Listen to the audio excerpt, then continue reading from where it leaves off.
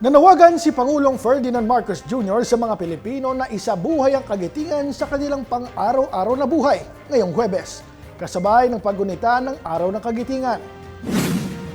Ayon sa Pangulo, ang kabayanihan ay hindi lamang alaala ng nakaraan, kundi dapat makita sa bawat tamang desisyon, pagtulong sa kapwa at paninindigan sa tama. Binanggit niya ang sakripisyo ng mga sundalong Pilipino sa Bataan at Corregidor noong ikalawang digmaang pandaigdig.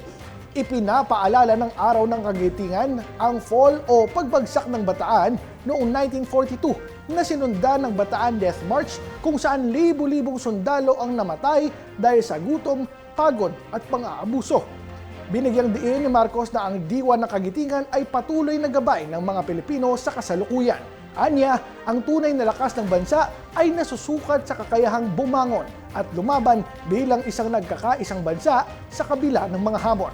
Ang Pangulo ang nakatakdang manguna sa mga commemoration rites sa Mount Samat National Shrine sa Bataan. Dapat natin kilalanin na ang bawat isa ay may parehong pangangailangan, may parehong pangarap, at may parehong pinagdadaanan.